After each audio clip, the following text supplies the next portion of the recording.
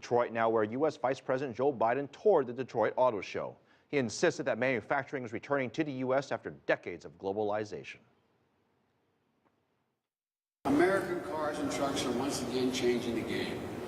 And I might add, providing good, decent jobs for families and generating hundreds of thousands of jobs in ancillary industries as a consequence of your growth. Secretary Pritzker was here, I'm told, yesterday, and she said, quote, "When American businesses are tested by a crisis, they adapt. We experiment, we innovate, and we come back stronger." The truth is, we're not only back, we're back stronger. The American automobile industry isn't just back, like Detroit's going to come back, but America's back. That was United States Vice President Joe Biden speaking in Detroit.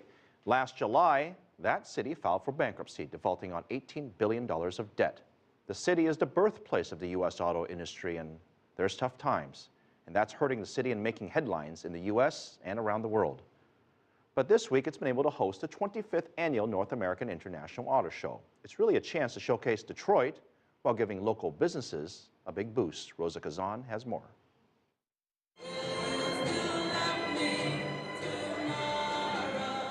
It's a strange combination, no doubt.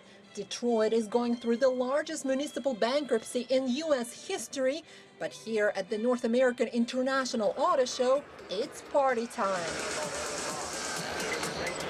And with good reason. It's a party that generates nearly $400 million for Detroit's economy. And as the local officials like to point out, that's more than the boost the city got from hosting the Super Bowl, the championship game of U.S. football, in 2006. We have the very good fortune of having a Super Bowl here every year, and that is gigantic. But things didn't always look so bright, especially in 2008 when the auto industry went into a nosedive. The displays were very sparse.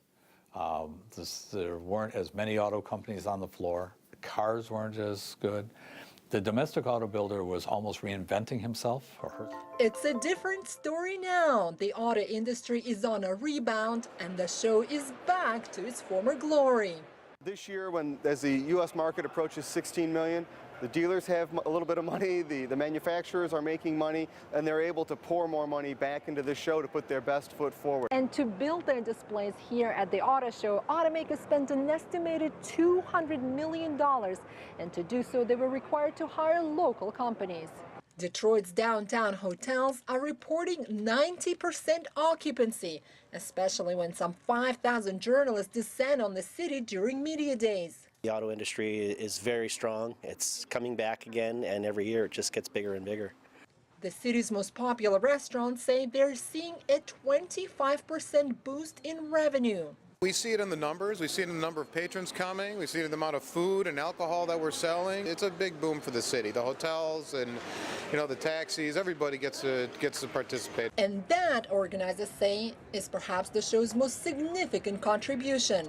A chance to show the world that Detroit, just like the U.S. auto industry, is coming back. Roza Kazan, CCTV, Detroit.